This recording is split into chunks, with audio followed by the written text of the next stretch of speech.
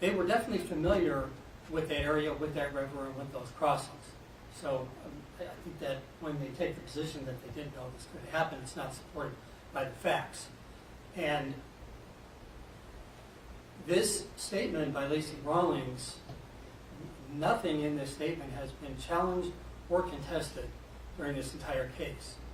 So I could assume that we could go to this for accepted and uncontested facts because it came directly from the defendant herself. A few other important facts that I will mix into my argument later on, Judge, is that on 3 separate occasions, we have children who are having fun trying to instigate adults who are supposed to be acting like adults and exercising proper care and supervision over children being talked into doing this by children. We have Lacey acknowledging that they even had a discussion before deciding to proceed into the water. That Daniel said to her, "Do you care?" And she says, "I don't care. The children are having fun." And I think that is the most important fact in this entire case, and I'll demonstrate why. Next on the PowerPoint, first we have a fairly distant photo of the barricade and the warning sign at that location that Daniel Rawlings decided to disregard, to drive around, ignore. And so that's bar X. Correct. That's the actual barricade that he drove around, yes. Thanks, Frank. I hope we have a little more close-up. As you can see, the barricade is right in the middle of the road closed. That is put up by county roads when they deem the water to be too dangerous for people to enter. There's a stationary sign in the background, yellow, "Do not enter when flooded." That sign is always there. There's another clear close-up right on the side of the road. So that is the barricade, and that he drove around, and that is the sign that he chose to disregard and ignore. Next shot, Paul. And this is a photograph taken the next day. This kind of gives you a little bit of an idea of the enormity of the water in that river. We can see a couple of rescue personnel on the water's edge, and the water is up to the chest on one of them. Next frame. Here we have a close-up of one of the rescuers. This is at the edge, the water's edge, and he's in chest deep. The next portion is an actual video of the vehicle that was involved in this, that was being removed by county personnel the next day.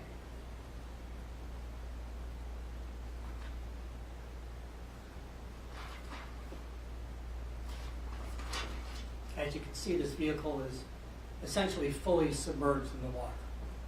A very large military transport type vehicle, probably 10 to 12 feet in height at the cab, 6 feet just up to the door entrances. Again, this is the next day after conditions had already started to subside.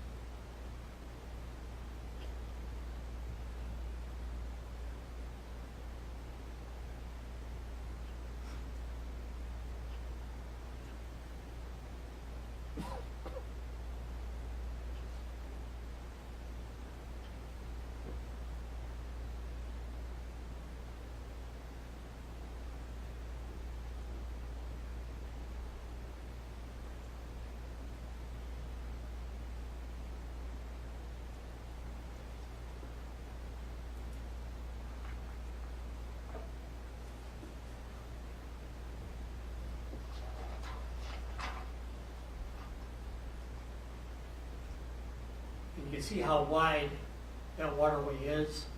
The people on the other side, almost like little ants, little insects, they're so far away.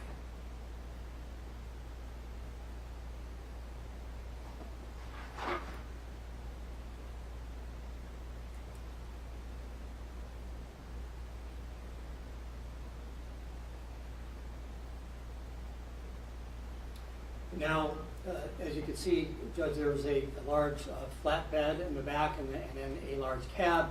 And as we heard from Lacey Rawlings, and as was seen by witnesses, both of the defendants and all 7 children were inside the cab of that vehicle. So we're going to look at a couple of pictures that show the location of the seats and the seat belts. Only 3 seats in this vehicle. Those are the 2 front seats. And we know that Daniel and Lacey occupied those 2 seats. And whether they were not wearing seatbelts, who knows? But the point is they took up 2 of the 3 seatbelts in that vehicle. Next frame. This is the somewhat deteriorated seatbelt from the rear. 1 seat in the rear. So there was 1 seat and 1 seatbelt for 7 children. We don't know if even one was restrained. And Judge, that is child safety 101. You're riding a vehicle, you have children restrained. And they're not only engaging in this dangerous activity with children in the vehicle, but they're driving all over town out on a highway where the speed limit is 45, and we all know people go much faster than that. They're traveling around in different stores, all the while that these children are unrestrained. That's just for starters. Next, we are going to take a look at video footage that was taken by a witness. And this is a videotape, a cell phone tape of the crossing, the Rawlings crossing at the Pumpkin Center that was referred to by Lacey Rawlings in her statement. Go ahead, Paul. Yeah.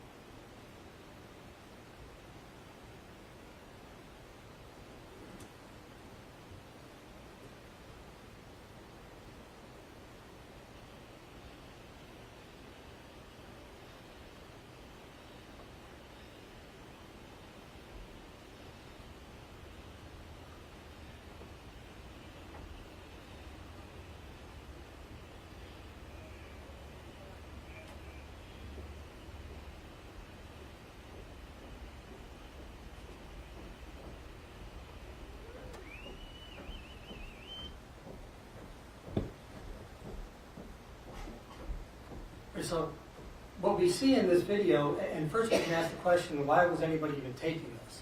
Well, because it was a spectacle at the time. It was, the Rawlings were drawing attention. They were the only ones that were crossing the creek at that time. You didn't see any other vehicles. So a citizen starts to tape this, and you can see the defendant proceeding very cautiously, even at this safer location. And you can see how wide and vast the water is, and it's running, and there's rapids. and you see him actually stop and open his door and look at the water to kind of survey the situation. Well, what's going on there is it's clear that he's already realizing and recognizing that he is taking a risk by crossing that river. And I think that's very important because it shows that he was already making bad decisions. This led to more bad decisions, and this whole case is about not one bad decision, but a series of bad decisions. I think that's very important for the court. And Mr. Seuss, was that the, which crossing, was that the Pumpkin Center crossing? Yes, sir. Okay, not the Bar X, okay. Yes. Thank you. With that then, before I play the next clip, Judge, I'm going to address Daniel Rawlings' comments that he made to the pre-sentence writer in this case. And as you know, when we get to sentencing, we typically see defendants exhibiting all of this remorse. And in this case, I feel for these people that their children are gone. I feel for what they're having to go through. And I don't have any doubt at all that they're sorry that he lost his children. I wouldn't wish that on anybody. But early on in this case, he wasn't so remorseful, and I think Ms. Jordan stated in the pre-sentence report that he is profoundly remorseful. And so willing to fully accept responsibility now. But let's take a look at the comments he made in a news interview with Channel 3 News on December 2nd of 2019. I will say one thing. People go around the barricades all the time. I'm not justifying my actions one bit. There could be more done. Now those comments made very close in time to this event are quite different than the comments he made to adult probation. After he's had a long time to talk with his attorney about the proper things to say in the court. And again, I am not questioning sincerity that he's sorry that his children are gone. What I am arguing is that he is not sincere about his remorse for his actions that caused the death of his children. That he was not so willing to accept responsibility for this just 3 days after it happened. Other people drive around those barricades all the time. That sounds like finger pointing to me.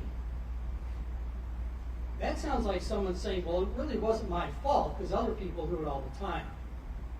Well, first of all, nobody else was driving around those barricades on November 29th of 2019. He was the only one. So that right off the bat has no relevance to this court's determination. And in fact, there was a subject of a pretrial motion that the court properly ruled that what people may be doing or have done at other points in time, a week, a month, a year earlier, is of no relevance. And then he says, more could have been done. What does he mean by that statement when he says that? Does he mean that the authorities could have put concrete barriers at all the crossings, like they do at airports and sporting events so that people can't drive vehicles in? Is that what he means by more could have been done? Other than closing the roads and putting barricades all over the place and signs.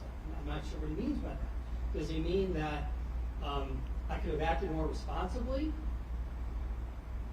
Does he mean I should not have listened to children? Does he mean I should have not disregarded those signs? I don't know what he means. Maybe he'll tell you. I'd like to hear what he meant by that.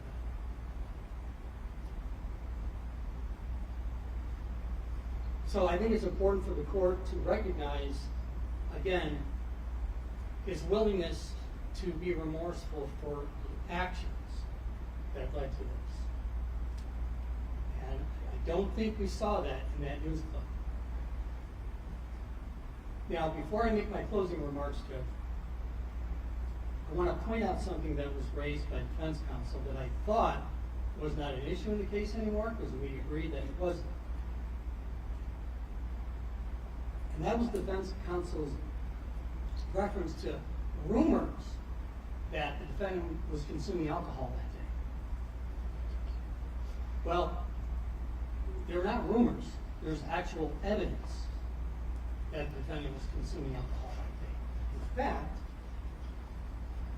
one of the initial responding deputies, Detective Phil Smith, who was one of the first on scene, detected that the defendant was very vague with his answers and that he observed indicators of impairment, including slurred speech, swaying and unsteady on his feet, repetitious with information that was untrue.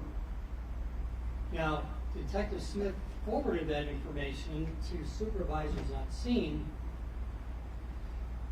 but at that time, there was nothing really to indicate other than that there might have been a crime committed, so all of the resources on the scene were being devoted to finding missing children, meaning there was no DUI investigation.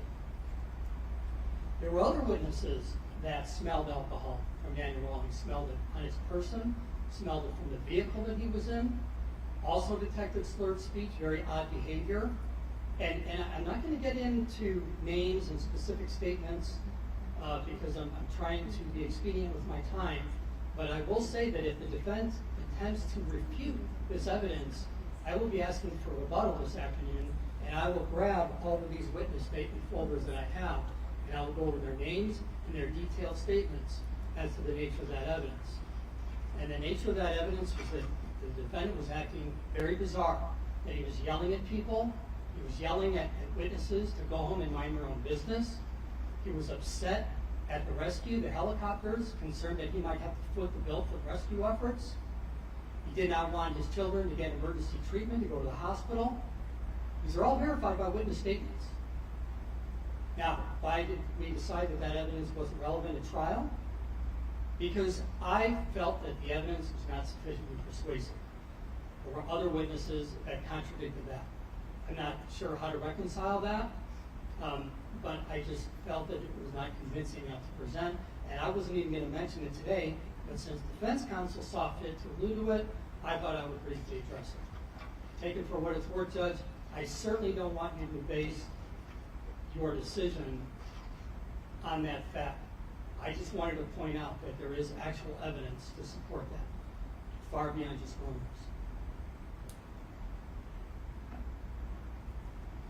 So, everyone in this case, almost everyone, a lot of people, seem to want to treat Daniel and Lacey Rawlings as the victims. Those are the victims right there. Austin, Colby, and Willa. Those are the real victims. The children who suffered a horrible death due to a series of very foolish and irresponsible decisions of the defendants. The 4 surviving children, and you heard from people who are living this, of the tremendous impact that this has had on those 4 surviving children, who will have to endure the nightmares, the counseling, the therapy for the rest of their life. All because the defendants failed to exercise some basic parental common sense. They let a child talk them into driving around that barricade, ignoring those warning signs, disregarding the danger, because the kids were having fun. Now,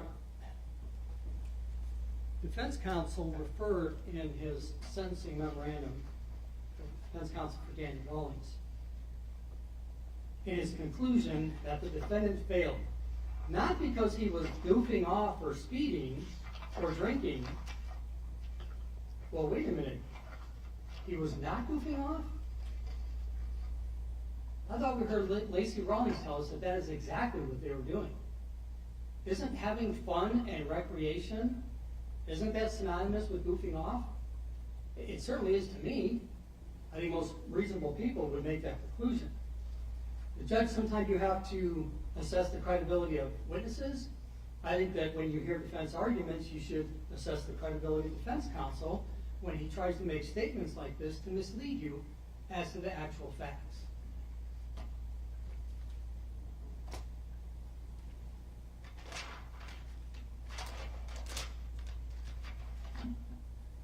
The death of those 3 children was completely and wholly avoidable. This is not a tragedy. This is a crime that had tragic consequences, but it is not a tragedy. A tragedy is when a tornado wipes out a community. That's a tragedy. Tragedies cannot be avoided. This was avoidable. Easily avoidable. This was not an accident, as defense counsel like to refer to it. An accident is when you're not paying attention, you go through a stop sign or a red light, and you collide with somebody else. That is an accident. This was no accident. At the hearing for the defendants pleading guilty, Ms. Mahoney, counsel for Lacey Rawlings, said that this was unexpected.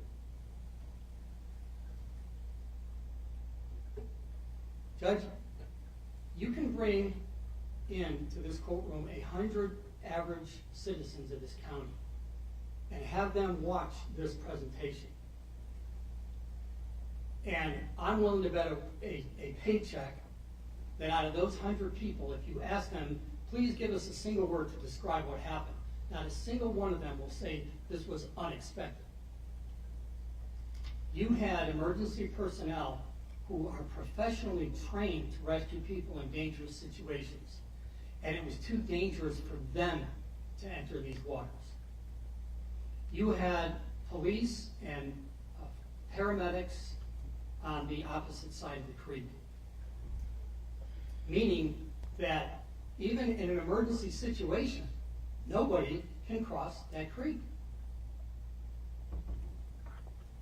And remember, Judge, I think that by now you have a feel for the facts, but we need to understand that the defendants were already safely on the other side of that river. They were almost home.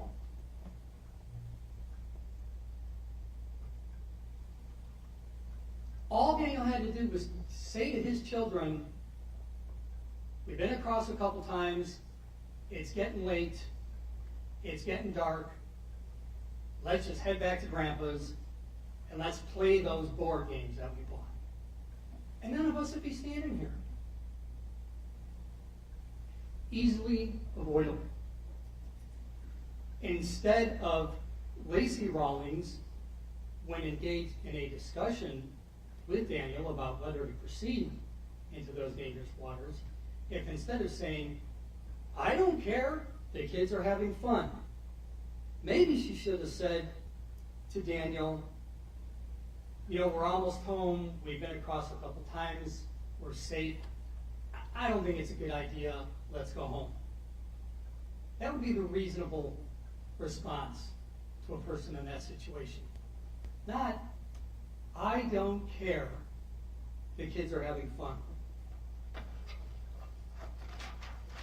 Had she done that, none of us would be standing here right now.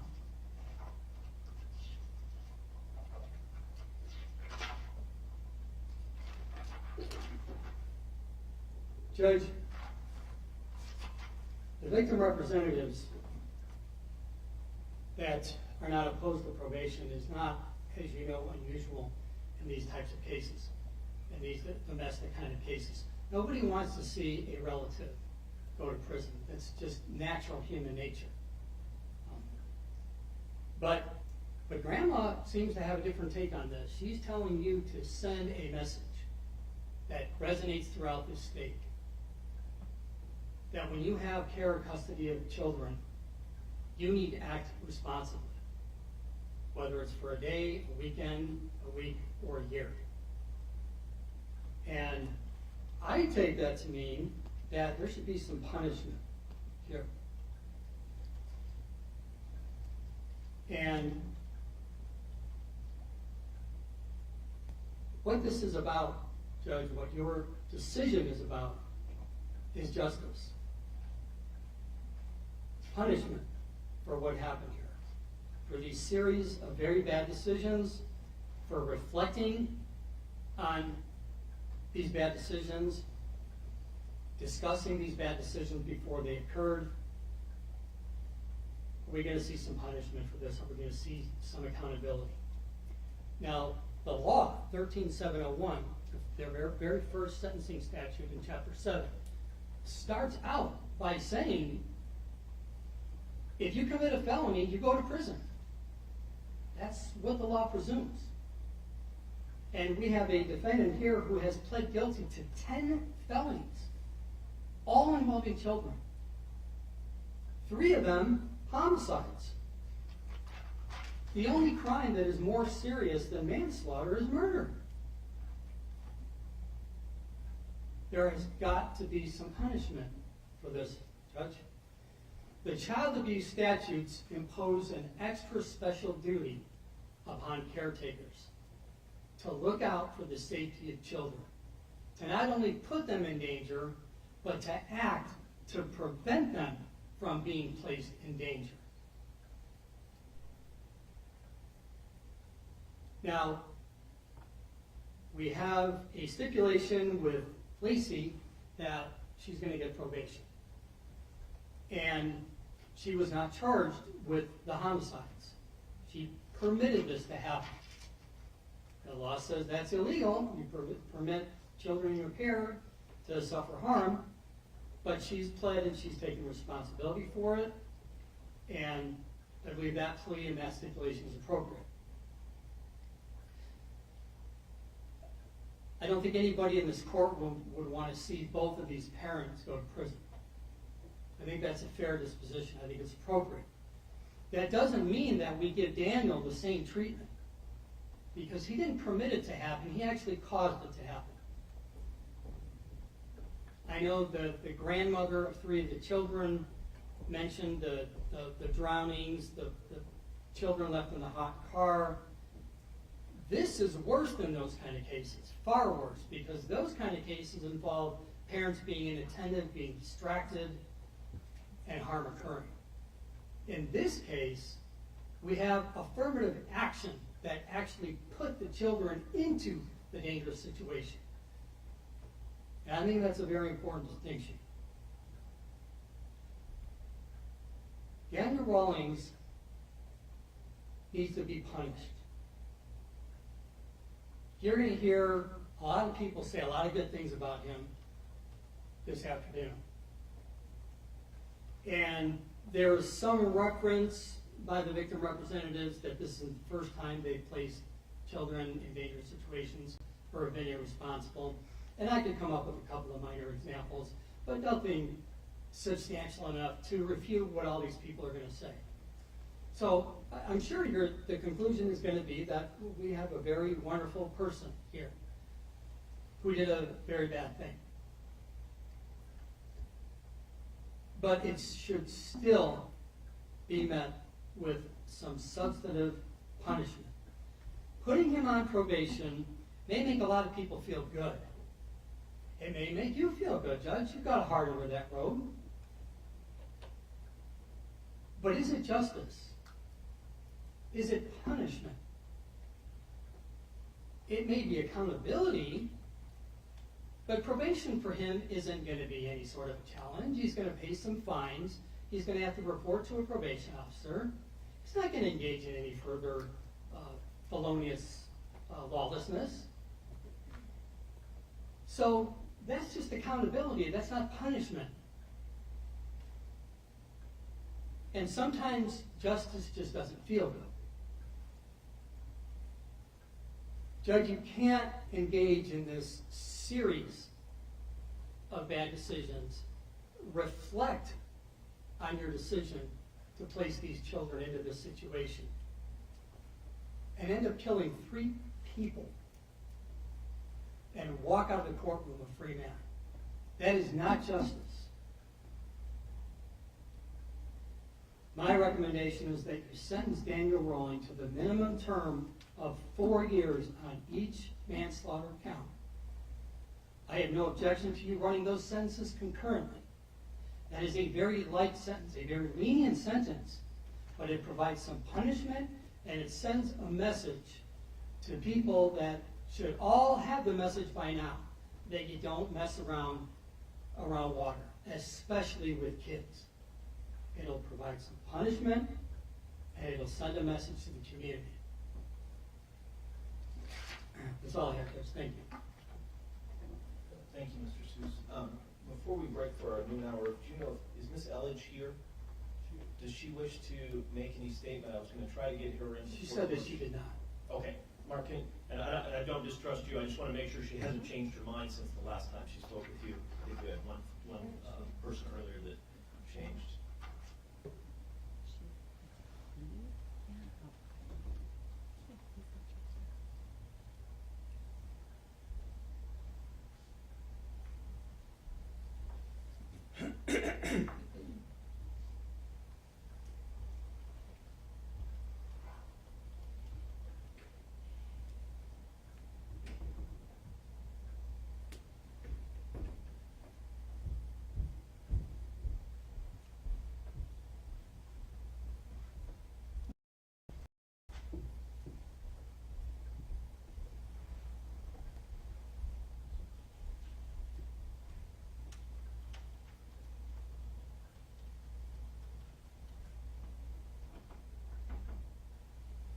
Miss Owens did not want to make a statement that the 2 children were living.